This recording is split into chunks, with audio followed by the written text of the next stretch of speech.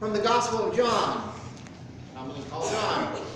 John is found between the Gospel of Luke and the book of Acts in the second section of the Bible that we commonly call the New Testament. Our reading today is found on page 93 in the Pew Bible, and if your Bible is on an electronic device or tablet, you'll find it on the same page.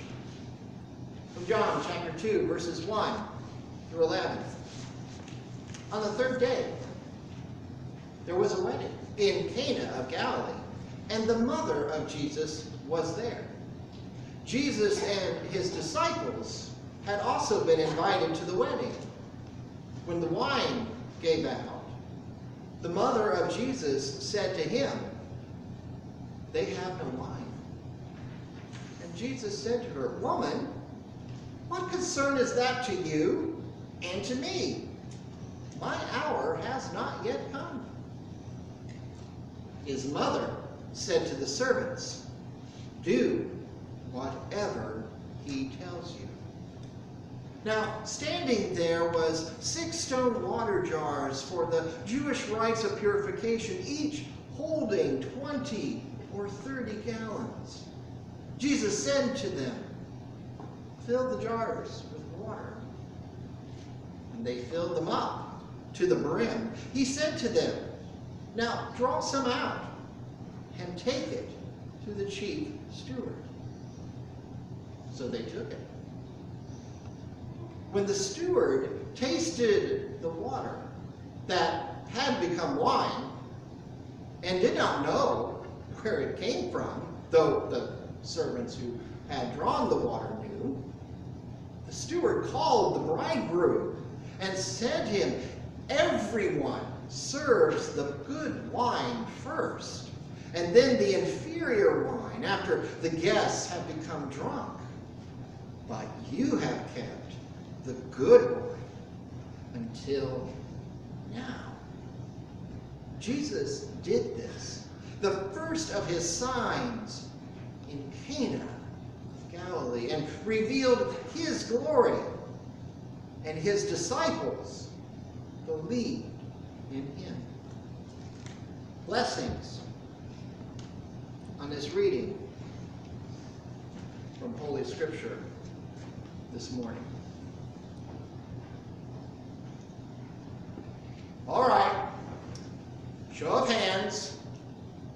How many in the last 2 weekends have been part of the panic masses carousing at Kroger, Aldi, Save-A-Lot for the panic-stricken parts of a painting that I've seen online of the necessities of snow disasters: milk, bread, and toilet paper? How many of us have suddenly thought that within 24 hours of this day, we will suddenly be transformed back into the times of Little House on the Prairie and won't know what to do with ourselves?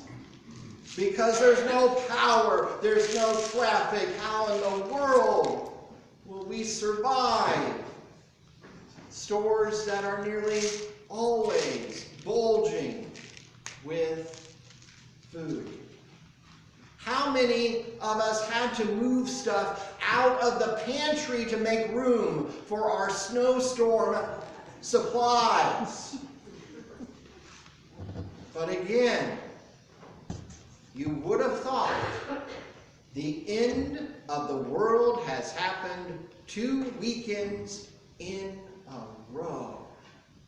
It's amazing what the power of scarcity can make us do, even when we know that it's not going to be forever. Even when we know storms pass through all the time. Even when we know we have more than enough food that we could make do for probably 3 weeks on our own pantries. And yet, we try to find the parking place at Kroger and Aldi's and Save-A-Lot because a big storm is coming. A friend of mine that worked at Walmart used to say that when the W was posted by the National Weather Service, that was the sign to go to Walmart. Because everyone is afraid of not having enough. This is an interesting scripture passage that we explore today because it is about what's seen and unseen, what's visible and not visible, what is scarce and what is plenty. And what an embarrassment this would really be to, let's face it, we don't even know the name of the couple. It's just the bridegroom.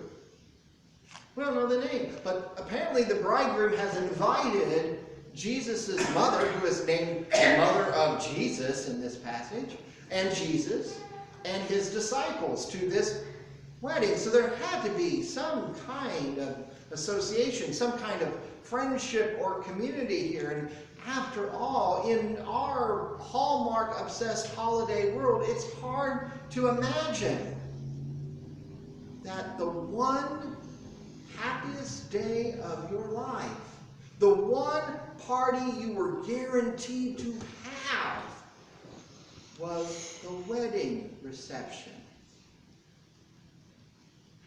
in the first century.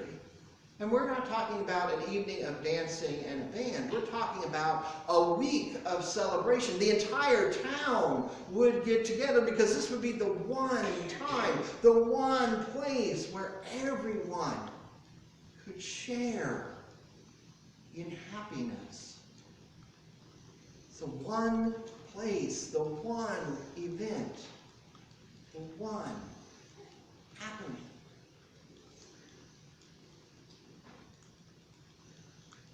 So it's a big deal to run out of wine. You don't do that with your guests. Now, the guests are probably, we don't know what day we're on in this celebration. It might be day 2, day 3 of the party that never ends. But if it is known that the wine has ran out, the bridegroom and the bride, the family of the bridegroom and the family of the bride would be shamed for the rest of their lives. The one party where you're supposed to have plenty, you ran out on.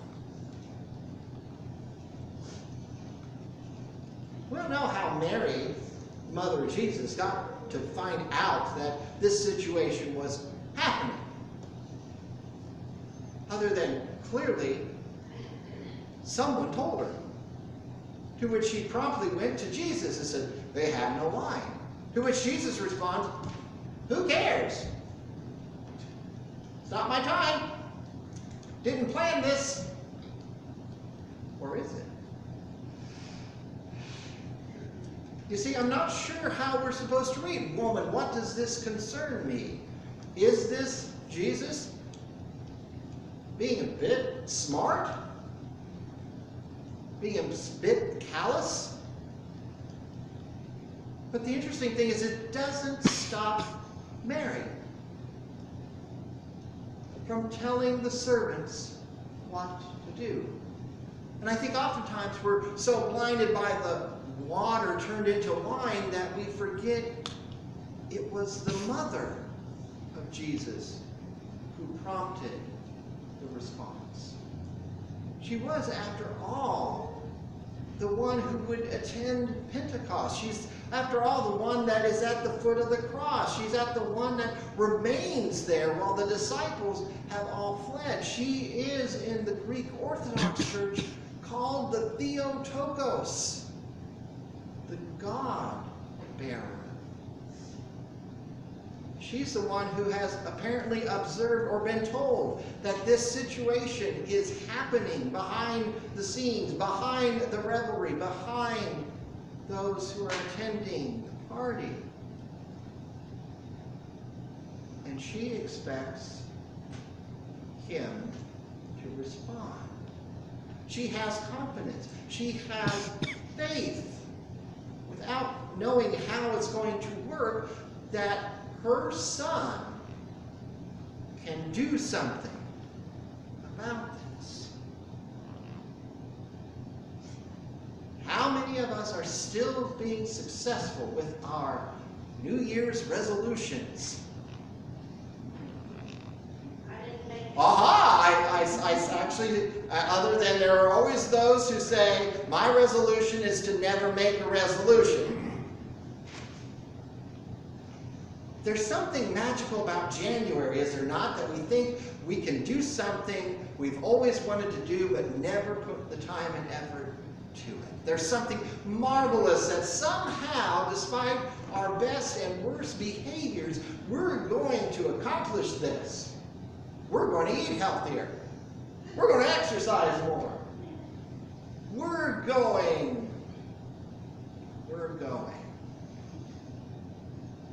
And then what probably prompts us to stop? I don't have enough. I don't have the willpower. It's so easy to fall back from my dreams of a Mediterranean diet back into a Midwestern mashed potatoes and noodles diet.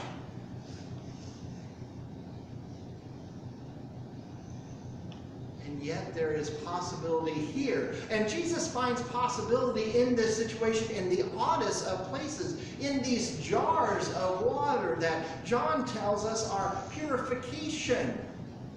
They're sinks. Fill them to the brim. Now, what we don't know is these servants, they're really likely slaves. These servants do it. They do because Mary told them, do what he asks. So they fill them up with water. And then he says, draw some out and take it to the head caterer. Take it to the one who is a bit responsible for the fact that there's this shortfall in the supply. Take it to the one who is probably first aware that there might be an issue going on back behind the scenes. And let him drink it. He doesn't know where it comes from. He's not expecting this situation, apparently, and suddenly, it's wine. 50 gallons of wine at least. That's 900 glasses of champagne. That is more than enough for the rest of the party. And the marvelous thing about it is it's the best last. Not the custom of the best first, and then when it doesn't really matter much to the guests, give them the cheap stuff. No, the cheap stuff has become the best stuff, the amazing stuff, to which he compliments who? Jesus? No, he doesn't even know that this has happened. He compliments the bridegroom. Now, I've been a bridegroom once, and let me tell you, that day is kind of a blur, other than saying, I do. And I'm sure the bridegroom went, all right, have no idea what's going on, but that's good for us, great, kind of thing. But there was more to it. It was this sign of abundance in a place of want, this sign of scarcity becoming a place of plenty, this amazing story of it was there all along. Just obey Jesus and do what he said. Because oftentimes in our lives, when we talk about scarcity, when we feel like we don't have enough, the one thing we're not asking is what Jesus would tell us to do about it. J.C. Fultz and what other weather people prompt you to get bread? I've seen several maps of different forecasters. There was a great one out east that told you how many bottles of wine to collect for the snowstorm.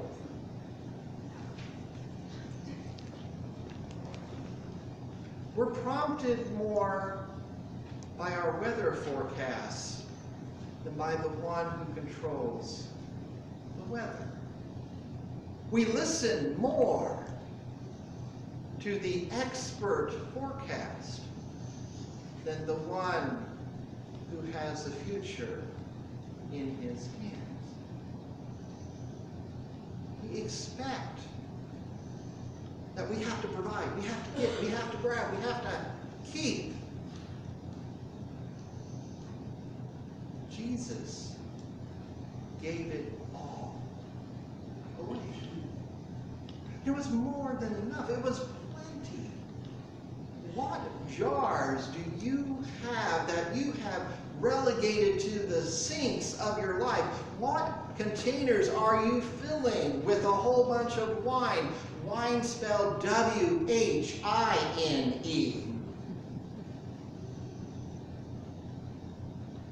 Are those jars of your life overflowing? Have you listened? Have you done what he tells us to do? Because wherever God is, there is plenty for everyone. There is no scarcity. Do we believe it? Do we live it? Do we pour ourselves out that ordinary things can come as extraordinary gifts to others? That which we've accumulated is someone else's possibilities. What we have in our full pantries can fill an empty one. An empty one that doesn't happen because the weather forecast has changed. An empty one because there is no hope for it to be filled.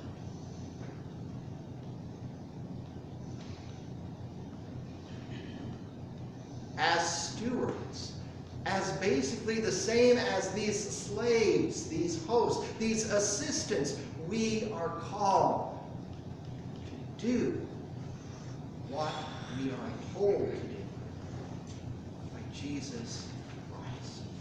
Are we doing it? Because I have a feeling that scarcity would be no more. That withouts would have more than enough. That those who are burdened with too much would find lives deeper meaning by sharing instead of keeping. For likely this is what's going to happen to your 2 winter storm reserves. And I think we have another one coming a little later this midweek. I have a feeling that some of your bread, short of it being frozen, is going to mold because you didn't get to it in time. Oddly enough, why do people believe milk consumption will go up during the next 24 hours when you know that a gallon of milk for you will probably last the same amount of time as it always has?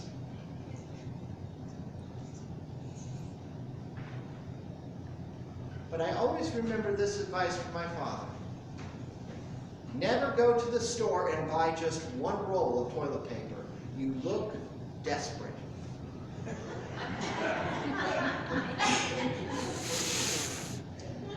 But I have a feeling you stacked your 2-ply that you bought at Kroger last Friday next to the 2-ply that you bought at Aldi's this past Friday, next to the 2-ply that was already there, that you had to scoot to move for the snow supply you purchased. What would it be? What are we called to do? What basins are here? What jars are filled with water? And we say, no, these are reserved. And what could Jesus do if we obeyed his leading. For me, there's jars of water in regards to spaces in this building. Set aside spaces, just like the purification jars in our story. These spaces set aside for what use? For the use of Sunday school. What if they were set aside for something else? What if we filled that space, as Jesus has prompted us to do, that wine would flow to the community from it? Now, I'm not talking about opening a liquor store on the second floor of the Sunday school wing.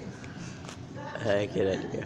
I'm talking about God's presence in our community. Us providing what is needed, what is necessary, what our community is scarce of.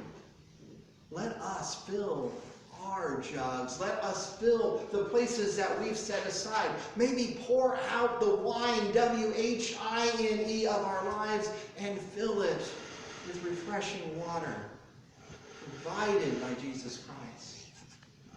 And then we take it into the world.